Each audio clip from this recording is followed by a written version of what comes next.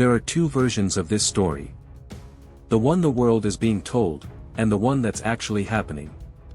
Right now, while diplomats shake hands in Islamabad and press releases talk about productive talks and fragile truces, the United States is executing a strategy so calculated, so layered, that most analysts are only beginning to understand its full shape.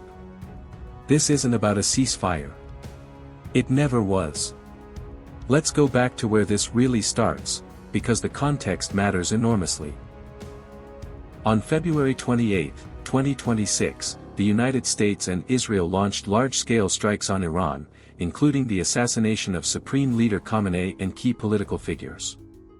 That single event rewired every calculation in the Middle East. Iran's leadership structure was severed at the top. Its military infrastructure had been targeted systematically. And yet, Iran did not collapse. It adapted. And that adaptation is precisely what makes the current situation so difficult to read.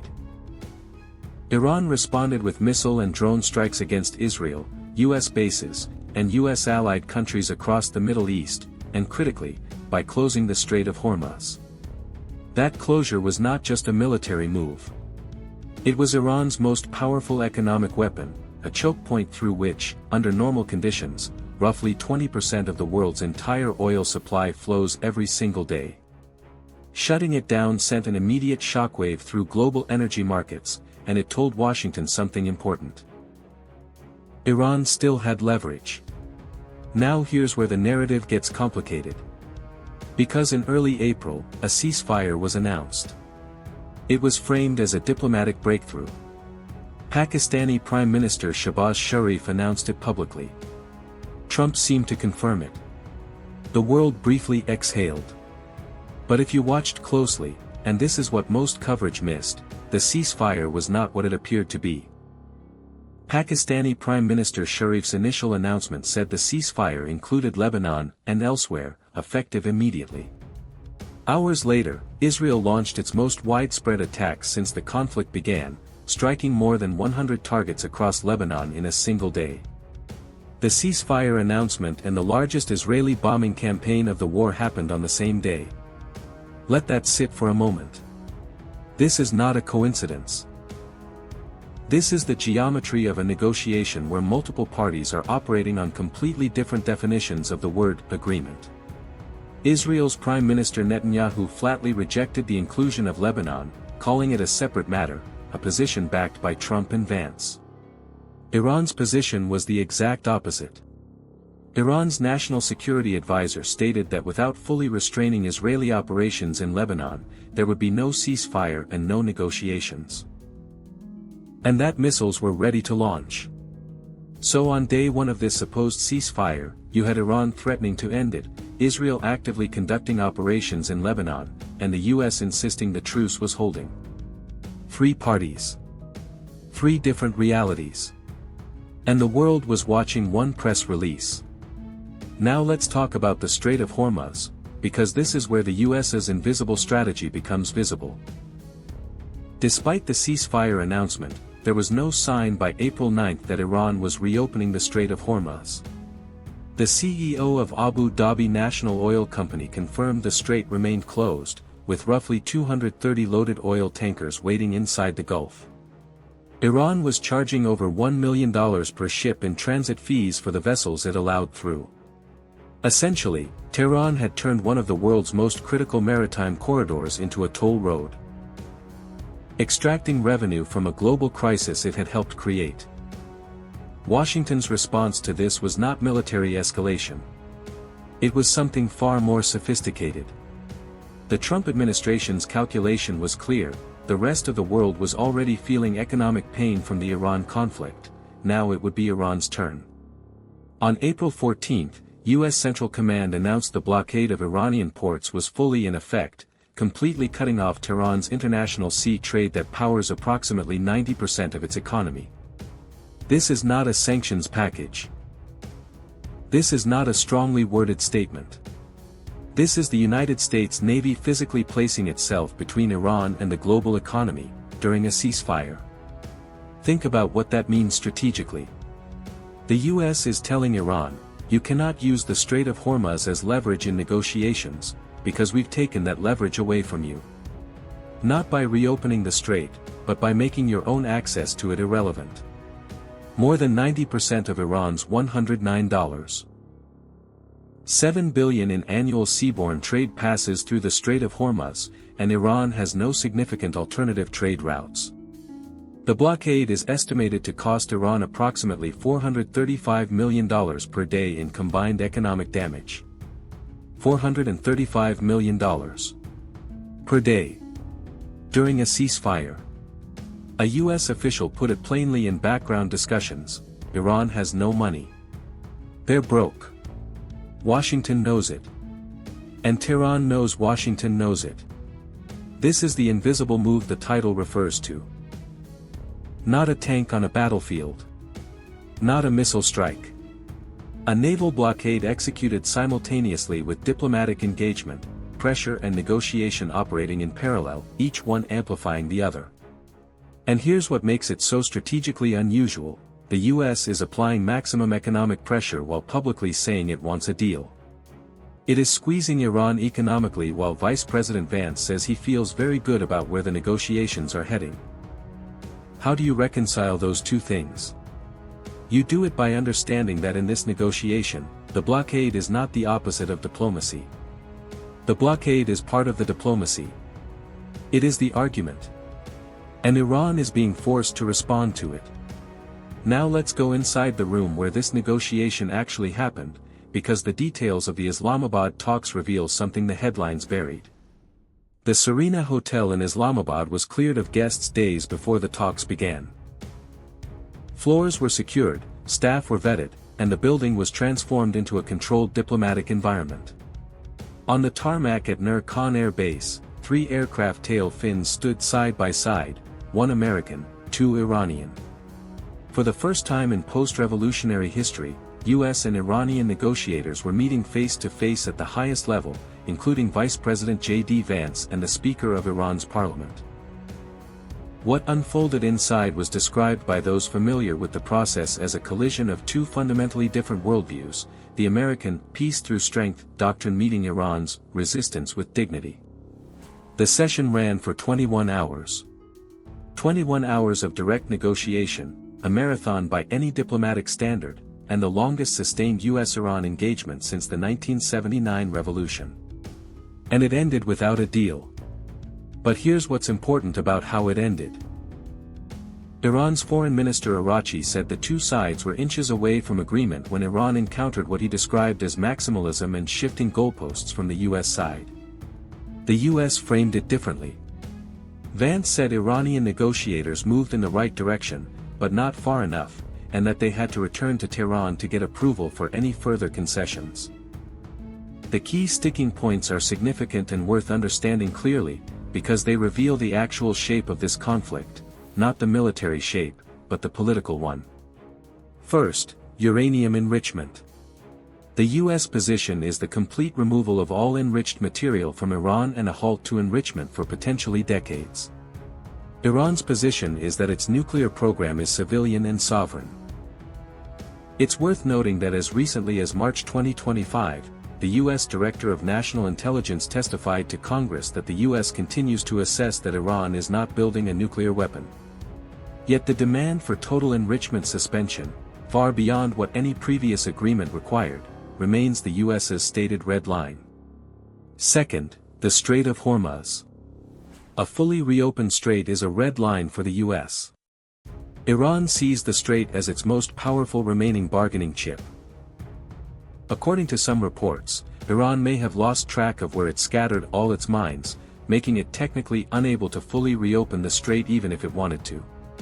Whether that's true or a negotiating position is something no outside analyst can confirm with certainty, and that ambiguity itself is a form of leverage. Third, Lebanon. Iran demands the war stop everywhere, including Hezbollah's front in southern Lebanon. Iran's position is that Hezbollah entered the conflict in defense of Iran, making Lebanon an integral part of any ceasefire framework.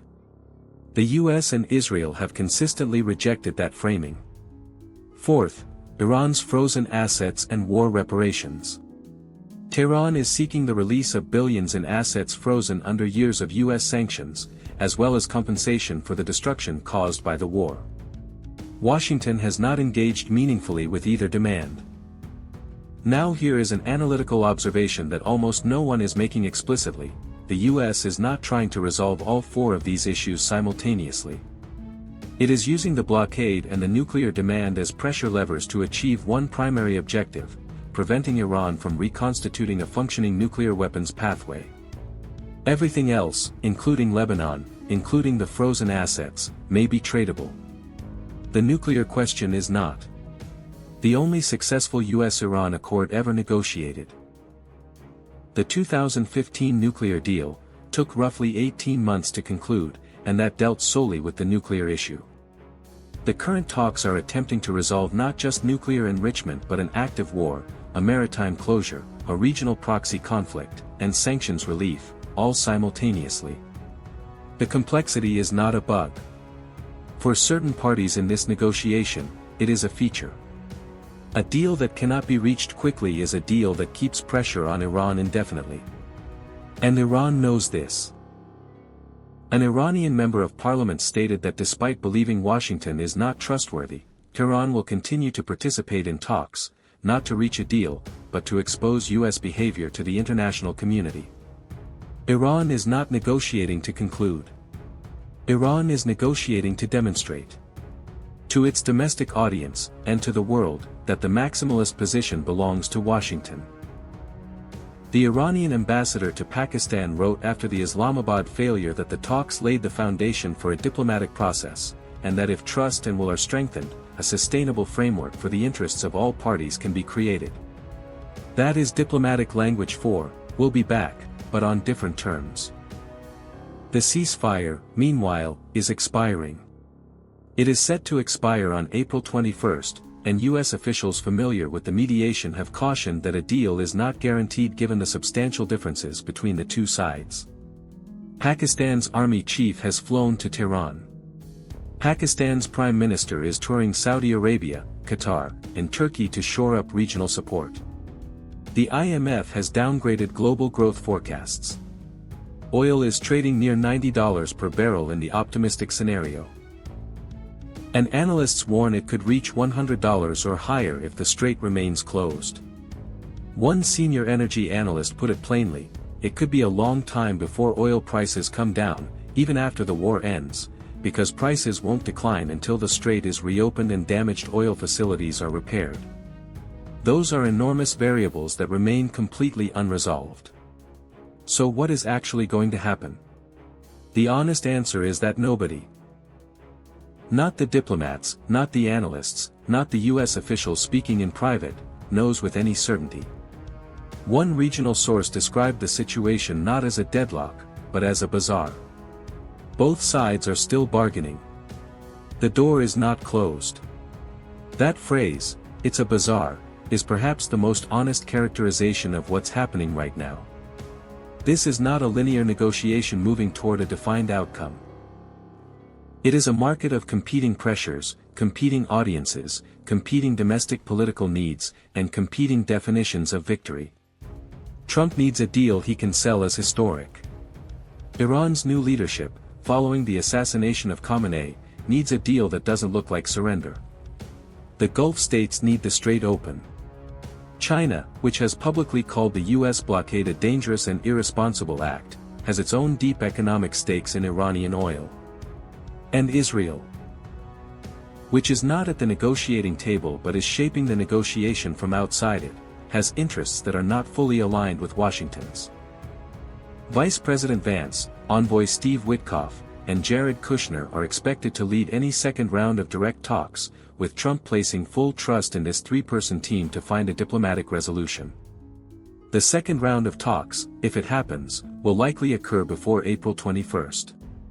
If it doesn't, the ceasefire expires, and what follows is a question none of the parties has answered publicly. What we do know is this. The United States has deployed more than 10,000 troops and over a dozen Navy ships in the Gulf of Oman and the Arabian Sea.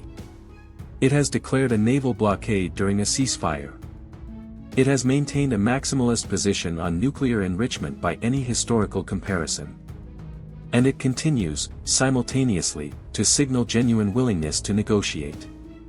A former U.S. Deputy National Security Advisor described the blockade strategy in precise terms: this isn't measured only by how many ships are stopped. It is measured by how fast the markets react. The moment the U.S. says no ships, it owns every ship. Miss one vessel, and the entire strategy could crack. So it is, by any measure, high stakes. High stakes. That phrase keeps appearing in every sober analysis of this situation. Not ceasefire. Not deal imminent. High stakes. The world is watching a diplomatic performance in Islamabad while the real negotiation happens in oil futures markets, in the operational range of U.S. Navy destroyers, and in the classified briefings being delivered to Iran's new leadership in Tehran. The press conference is not the story. The press conference is the stage set. The actual play is happening somewhere else entirely. That is the US's invisible move. It is economic. It is naval. It is being executed during a ceasefire. And whether it succeeds, or fractures into something far more dangerous, will likely become clear before April 21st, when the clock runs out and the world finds out which version of reality was true all along. But let's take a step back from the immediate deadline and examine something that most real-time coverage is too focused on the clock to address properly. Because the April 21st expiration date, as significant as it is not the deepest question in this conflict. The deepest question is structural. It is this: even if a deal is reached before the ceasefire expires, what kind of deal is actually possible? And what does each side genuinely consider acceptable? Start with Iran. The country that sat across the table in Islamabad is not the same Iran that negotiated the 2015 nuclear agreement. It is a country that has just lost its supreme leader to a US-Israeli airstrike. It is a country whose military infrastructure has been significantly degraded. It is a country whose economy, already weakened by years of sanctions, is now being squeezed by a naval blockade estimated to cost nearly $500 million per day. And yet, crucially, it is also a country that has not broken. Its new leadership, under Mojtaba Khamenei, has chosen defiance as its public posture. Any deal that Iran signs cannot look, domestically, like a capitulation. That is not a negotiating preference. That is a political survival requirement. This is something that Washington understands, and it is reflected in the structure of the talks. The US has not demanded Iran's complete disarmament. It has not demanded regime change. It has focused its stated demands on two things: the Strait of Hormuz and nuclear enrichment. Both of those demands, taken together, are still extraordinarily difficult to meet. But they are not designed to be impossible. They are designed to be painful enough that any Iranian concession looks, to Tehran's domestic audience, like a strategic retreat made under duress rather than a negotiated surrender. There is a difference. And in Middle Eastern political culture, that difference matters enormously. Now consider the US domestic picture, because Trump is not negotiating in a vacuum either. The war with Iran began on February 28. By April, it had already reshaped global energy markets, triggered IMF forecast downgrades, and placed over 10,000 American troops in an active combat theater. The political calculus in Washington is real. A prolonged war with no diplomatic resolution, especially one that keeps oil prices elevated heading into a US election cycle, is not a neutral outcome for any administration. Trump has significant incentive to reach a deal. He also has significant incentive to make sure that deal looks like a victory, for America, for his supporters, and for the historical record he is already building around this conflict. The way he has framed the war publicly is telling. He has described Iran's military as destroyed. He has called the Navy underwater. He has used language that positions any subsequent negotiation as Iran coming to Washington, not Washington making concessions. Whether that framing matches the reality on the ground is a separate question. What matters politically is that it gives Trump room to accept a partial deal, a deal that stops short of total Iranian capitulation, and still present it to his base as a win. That flexibility is a genuine asset in this negotiation. It means the US has more room to move than its public maximalist position suggests. And that brings us to the role of the intermediaries, Pakistan, Turkey, Egypt, Saudi Arabia, because they are not passive facilitators. They are active participants with their own strategic interests. Pakistan has put enormous diplomatic capital into this process. Hosting the Islamabad talks was a significant statement. Pakistan's army chief personally flew to Tehran carrying messages from Washington. Prime Minister Sharif has been on a regional tour spanning Saudi Arabia, Qatar, and Turkey, all in the service of keeping this negotiation alive. Why? Because a full resumption of the Iran war would be catastrophic for Pakistan. The country shares a long border with Iran. It has its own internal instabilities. Elevated energy prices hit Pakistan's fragile economy directly. Islamabad has every reason to want this resolved, and its willingness to act as a trusted conduit between two parties who deeply distrust each other gives it a form of diplomatic leverage it rarely possesses. Turkey's position is similarly calculated. President Erdogan has publicly stated that there can be no negotiating with clenched fists. A statement directed implicitly at Washington's maximalist demands. Turkey has historically maintained functional relationships with both the US, as a NATO member, and Iran, as a regional neighbor. Its ability to speak to both sides without being seen as a proxy of either makes it genuinely useful in a negotiation this complex. Erdogan is also not unaware that a prolonged Middle East conflict has direct consequences for Turkish trade routes, energy costs, and refugee flows. Saudi Arabia's interests are perhaps the most layered of all. Riyadh has its own complicated history with Tehran, a rivalry that spans decades, proxies, and competing visions of regional order. But Saudi Arabia also needs the Strait of Hormuz open. A significant portion of Saudi oil exports transit through Gulf waters that are directly affected by the current conflict. And Riyadh, which has been quietly engaged in its own rapprochement with Iran over the past several years, has no interest in a regional war that permanently destabilizes the Gulf. Saudi Arabia's involvement in the mediation process is not altruistic. It is self-interested in the most pragmatic sense, and that pragmatism makes it a potentially effective broker. China's role deserves particular attention. Because it is the most significant external actor in this negotiation that is not formally at the table. China has called the U.S. naval blockade of Iranian ports a dangerous and irresponsible act. That language is unusually direct for Beijing. China is one of the largest buyers of Iranian oil. The blockade directly threatens Chinese energy supply chains. Beijing also has an economic relationship with Iran that extends well beyond oil. Infrastructure investment, military technology transfers, and a long-term strategic partnership that neither side has any interest in abandoning. China's public condemnation of the blockade is not diplomatic noise.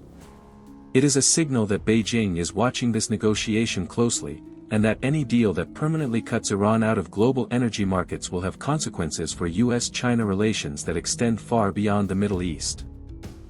And that is precisely the point where this so-called ceasefire stops being a Middle East story, and becomes a global one. Every country that imports energy, every economy connected to global trade, every government watching Washington and Tehran circle each other in the Strait of Hormuz has skin in this game. The clock reaches April 21st in days. The blockade is in effect. The negotiators are moving. And what the world has been told as a pause in fighting is, in reality, the opening phase of a much larger reckoning, one that will define the strategic order of the next decade. The next move belongs to Tehran. And the world is watching.